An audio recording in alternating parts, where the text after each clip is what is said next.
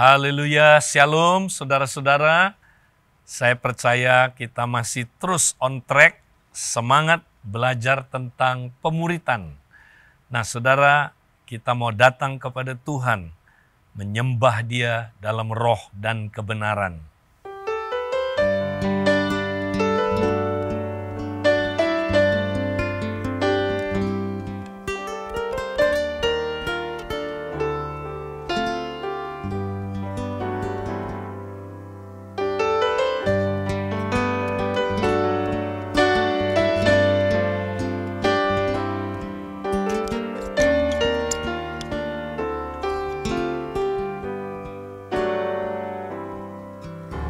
Pernah terpikir olehku akan kasih-Mu yang besar, yang selalu mengejarku saat ku mengingkari-Mu.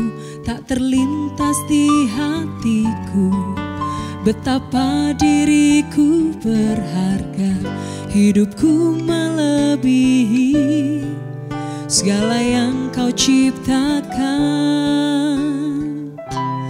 Ku mau bersyukur selalu dan menyenangkan hati-Mu, Bapa. Kau Maha Kasih, karya salib-Mu buktikan cinta-Mu padaku. Kasih-Mu tak berkesudahan, penebusan-Mu sempurna.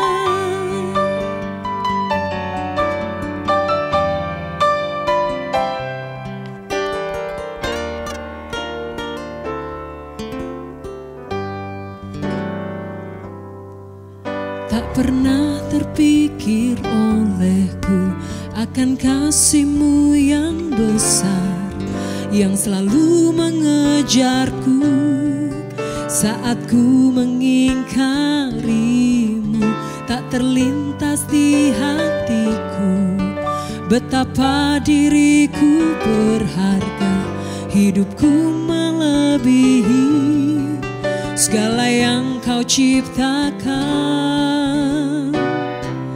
Ku mau bersyukur selalu dan menyenangkan hati-Mu, Bapa. Kau Maha Kasih, karya salib-Mu buktikan cinta-Mu padaku. Kasih-Mu tak berkesudahan, penebusan-Mu sempurna.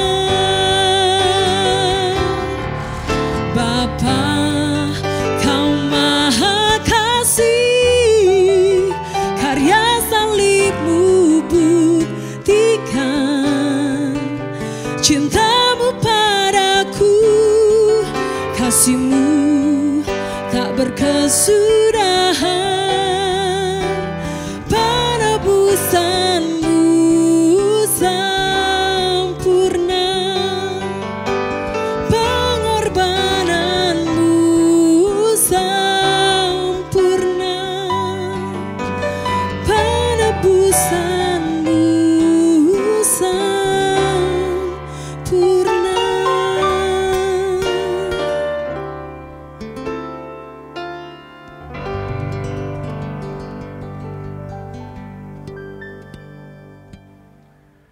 Bapa kami yang ada di surga, dikuduskanlah nama-Mu, datanglah kerajaan-Mu, jadilah kehendak-Mu di bumi seperti di surga. Berilah pada hari ini makanan kami yang secukupnya, dan ampunilah kesalahan kami seperti kami mengampuni orang yang bersalah kepada kami. Dan janganlah membawa kami ke dalam pencobaan, tapi lepaskanlah kami dari yang jahat. karena Engkaulah yang empunya kerajaan dan kuasa dan kemuliaan sampai selama-lamanya. Amin. Puji Tuhan. Nah, saudara, minggu lalu kita sudah belajar bagaimana saudara kita mati terhadap ego. Nah, hari ini saya akan mulai membahas tentang langkah-langkah dalam 3B. Ingat, pemuritan adalah B yang pertama, berjalan bersama Kristus. Kemudian B yang kedua adalah belajar dari Kristus.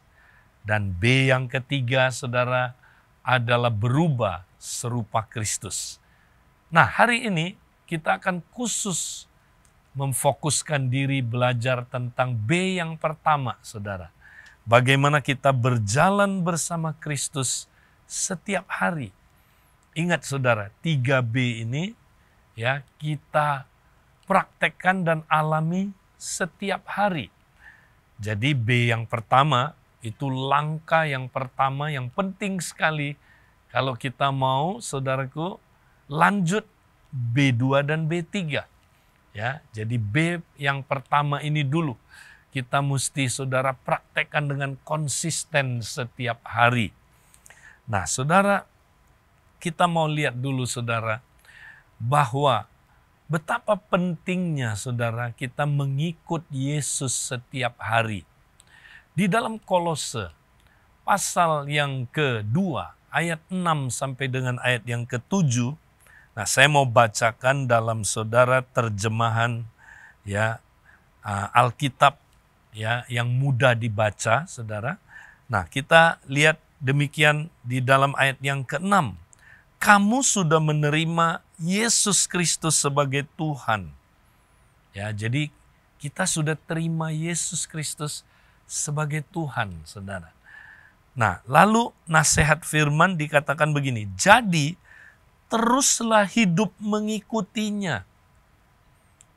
Kamu harus bergantung hanya pada Kristus sebagai sumber kehidupan dan kekuatan. Ayat 7, teruslah bertumbuh kuat dalam pengertianmu tentang iman sesungguhnya yang diajarkan kepadamu.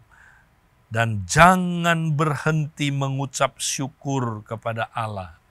Wow, saudara, Paulus bilang, sebenarnya orang yang percaya kepada Yesus, Yesus sudah ada di dalam dia. Di dalam Kolose pasal 1, saudara, udah dijelaskan, saudara, bahwa Kristus ada di dalam kamu, itulah pengharapan akan kemuliaan Allah. Pengharapan akan kemuliaan. Jadi, saudara, Kristus berdiam di dalam diri orang percaya. Tapi walaupun Kristus berdiam dalam diri saudara dan saya, pertanyaannya, apakah saudara bertumbuh di dalam dia? Apakah saudara makin berubah serupa dengan Kristus? Nah, saudara, jadi kunci untuk kita bertumbuh berubah serupa dengan Kristus, saudara, adalah kalau kita terus mengikuti dia. Hidup mengikuti dia.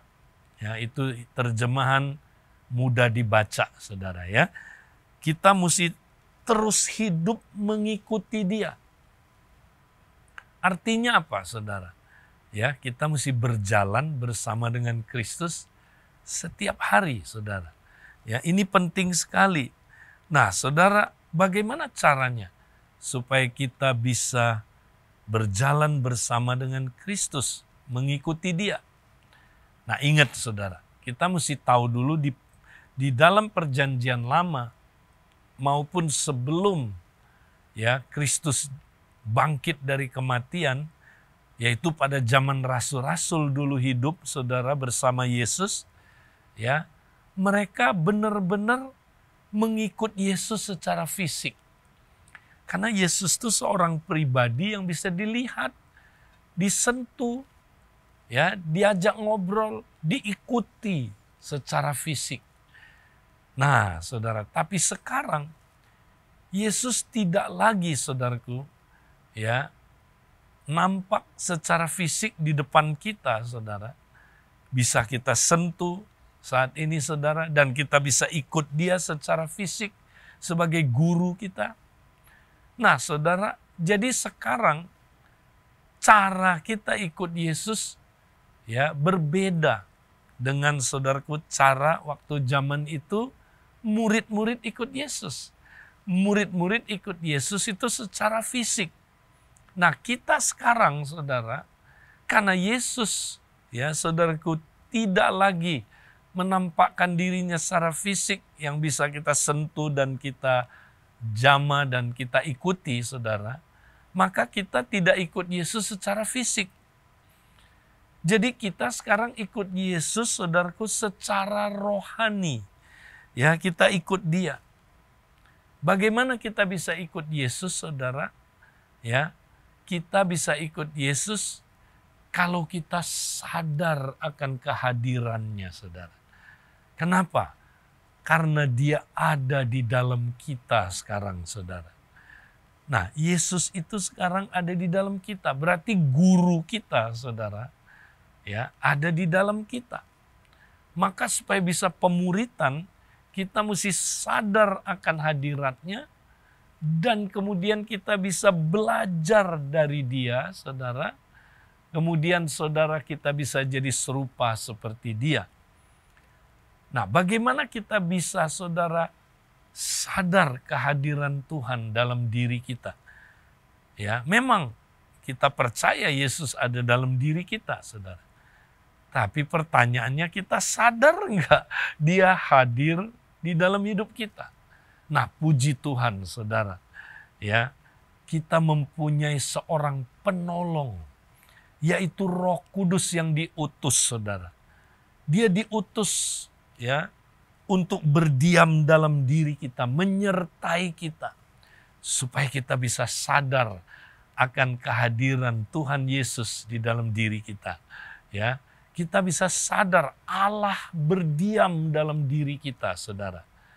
Nah, mari kita lihat ayatnya. Yohanes pasal yang 14, ayat yang ke-16. Aku akan minta kepada Bapa, dan ia akan memberikan kepadamu seorang penolong yang lain, supaya ia menyertai kamu selama-lamanya. Nah, Yesus pernah bilang sama murid-muridnya, saudara, adalah lebih baik kalau aku pergi kepada Bapa. Karena kalau aku tidak pergi kepada Bapa, Roh Kudus itu, penolong itu, penghibur itu tidak datang kepada kamu. Ya.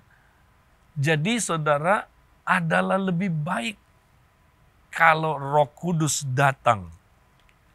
Ya, kenapa lebih baik, saudara?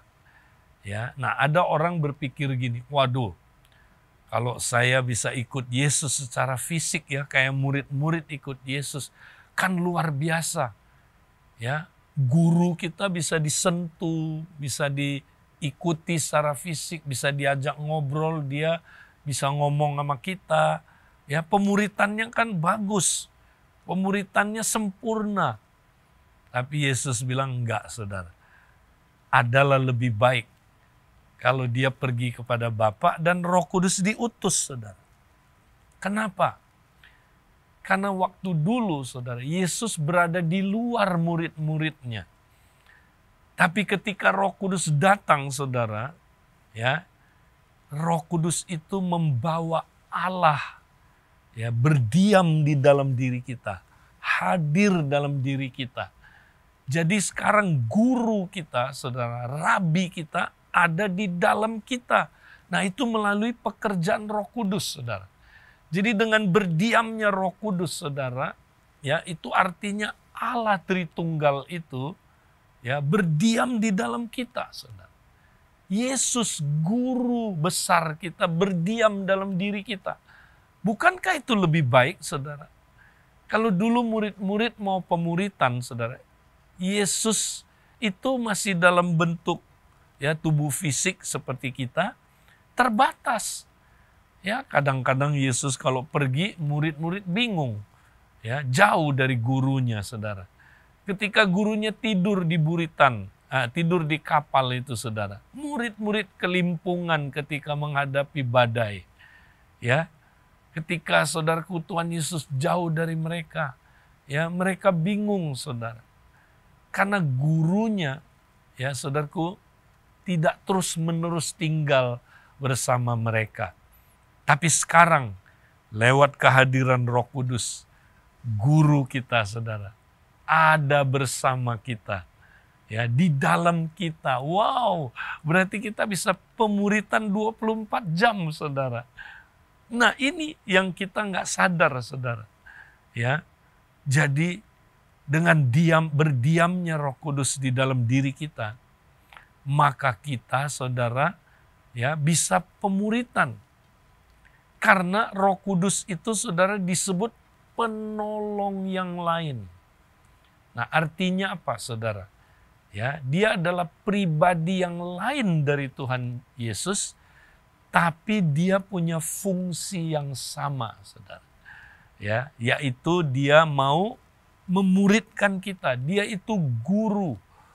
Ya, waktu dia ada di dunia ini dia jadi apa, saudaraku? Guru agung buat murid-muridnya. Nah, setelah Yesus naik ke surga, saudaraku, Roh Kudus turun. Roh Kudus yang menggantikan dia, saudara. Jadi Roh Kudus itu pribadi yang lain dari Yesus, ya, lain dari penolong yang di dunia ini, tapi dia fungsinya sama. Dia juga penolong, pendamping. Itulah guru, saudara. Dia mendampingi kita, saudara, terus-menerus. Dia jadi guru kita 24 jam. Bayangkan, saudara. Betapa luar biasanya, saudara. Kalau kita, ya, saudaraku, didiami oleh Roh Kudus. Nah, apa fungsi Roh Kudus, saudara? Ya. Nah, kita lihat di dalam ayat yang ke-20.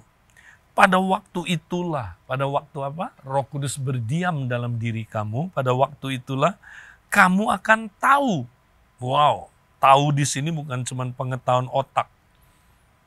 Tapi tahu benar-benar, saudaraku, sadar.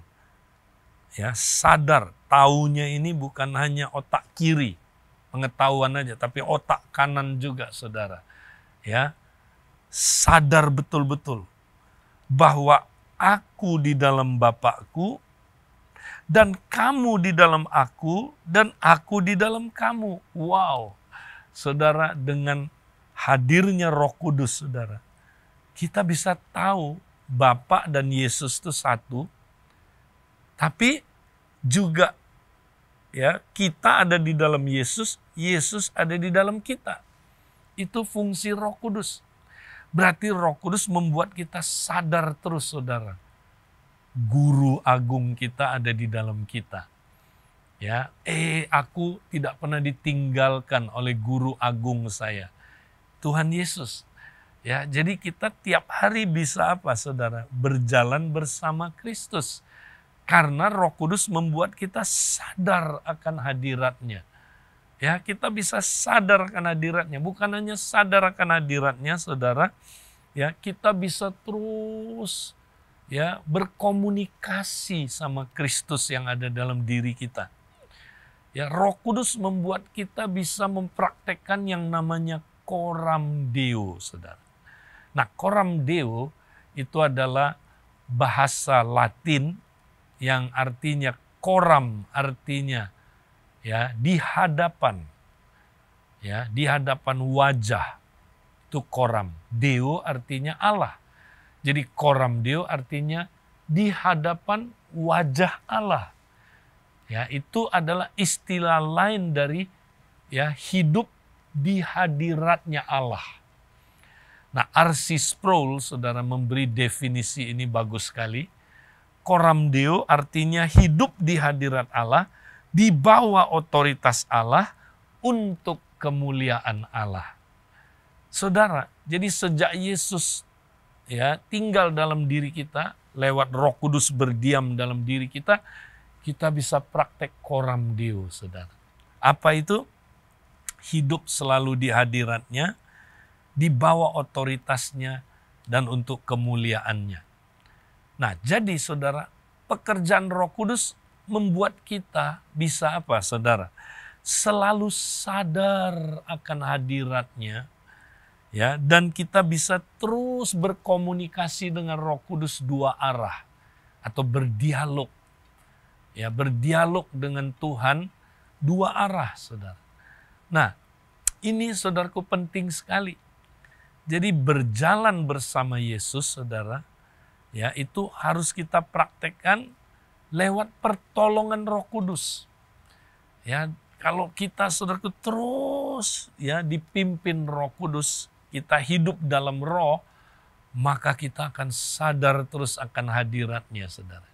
Bukan hanya sampai sadar, kita terus-menerus dialog dengan Dia, saudara. Nah, kalau ini terjadi, saudara, maka hidup kita, saudara, ya akan betul-betul, saudaraku, menjadi pengikut Dia, dan kita akan terus mengalami perubahan serupa dengan Dia.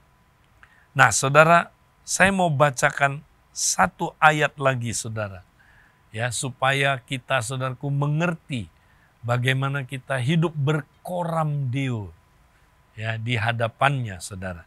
Mari kita lihat dalam Kolose 3 ayat 17. Dan segala sesuatu yang kamu lakukan dengan perkataan atau perbuatan, lakukanlah semuanya itu dalam nama Tuhan Yesus, sambil mengucap syukur oleh Dia kepada Allah Bapa kita. Nah, ayat ini berkata, saudara, dalam segala sesuatu. Dalam apa? Segala sesuatu, ya, yang kamu lakukan dengan perkataan ataupun perbuatan, ya, jadi apa aja yang kita lakukan maupun yang kita katakan, lakukanlah semuanya itu dalam nama Tuhan Yesus. Ya. Nah, semua yang kita lakukan harus dalam nama Tuhan Yesus. Artinya apa dalam nama Tuhan Yesus, saudara? Bukan sekedar ya menyebut nama itu. Saya makan dalam nama Yesus. Saya nyetir dalam nama Yesus. Saya menikah dalam nama Yesus, ya. Saya ya berkata-kata dalam nama Yesus. Saya bekerja dalam nama Yesus. Saya lakukan ini dalam nama Yesus. Bukan sekedar menyebut nama itu. Tentu tidak salah menyebut nama itu. Lebih baik daripada tidak disebutkan sama sekali, ya. Tapi artinya lebih dalam dari itu. Bukan sekedar dalam nama Yesus saya makan, bukan. Ya. Tapi artinya gini, saudara. Waktu kita makan, kita menghayati apa arti nama itu. Nama apa? Nama Tuhan Yesus. Nah, Tuhan di sini mengacu kepada Yahweh itu, saudara. Ya, mengacu kepada Dia sebagai penguasa tunggal dalam hidup kita, saudara. Dan Yesus, kita tahu kata Yesus, saudara, itu artinya dari bahasa aslinya, ya, saudaraku, Yehosua atau Yesua, ya, saudara. Yesua itu artinya apa, saudara? Ya, itu artinya Yahweh yang menyelamatkan, YHWH yang menyelamatkan. Nah, kita tahu YHWH, saudaraku, itu adalah nama yang waktu diperkenalkan kepada Musa, yang artinya aku ada sebagaimana aku ada. Ya, atau saudaraku, I am, aku hadir. Ya, Dia adalah sang kehadiran itu sendiri. Jadi dalam melakukan apapun, saudara, kita harus melakukannya di hadiratnya Allah. Itulah koram deo, saudara. Ya, ini artinya koram deo. Saya melakukannya di hadirat Tuhan. Ya, nah, bagaimana supaya kita bisa sadar akan hadiratnya dalam melakukan segala hal itu, saudara? Ini dia kata kuncinya, sambil mengucap syukur oleh Dia kepada Allah Bapa kita. Ya, aneh sekali. Jadi kita sambil melakukan tindakan itu sambil mengucap syukur, disertai dengan pengucapan syukur, saudara. Karena waktu kita bersyukur, saudara, kesadaran kita akan hadirat Tuhan, ya, saudaraku, menjadi apa? Terbuka. Kesadaran kita ya muncul ketika kita mengucap syukur. Nah, lawannya mengucap syukur, saudara, adalah bersungut-sungut. Berarti kalau kita bersungut-sungut, saudara, apa yang kita alami? Kita nggak akan sadar akan hadirat Tuhan. Kita sadar akan yang lain. Sadar akan problem kita, sadar akan masalah kita, sadar akan situasi kondisi di sekeliling kita. Ya, sadar akan hal-hal yang mengerikan, yang mengancam hidup kita. Nah, caranya, saudara, ganti. Kita mesti banyak bersyukur, saudara. Ya, kita mesti terus-menerus dalam melakukan apapun disertai dengan syukur, sambil bersyukur. Wow. Ya, saudara, nanti saudara baca dalam Tesalonika, 1 Tesalonika 5. Ya, dikatakan di situ, ya, kita disuruh apa, saudara? Ya, berdoalah senantiasa, bersukacitalah senantiasa, berdoalah selalu, saudara, ya. Dan kemudian apa? Bersyukurlah dalam segala keadaan. Nah, ini, saudaraku, yang kita perlu praktekkan tiap hari. Jadi, saudara, kita mau praktek tiap hari. Nah, kita ukur tiap hari B1 kita, saudara. Bagaimana kita telah berjalan bersama Kristus. Mengukurnya gimana, saudara? Nah, mengukurnya mudah. Ya, seberapa sering saudara sadar akan hadirat Tuhan tiap hari? Apakah ya cuma 2-3 kali sehari saudara sadar akan hadirat Tuhan?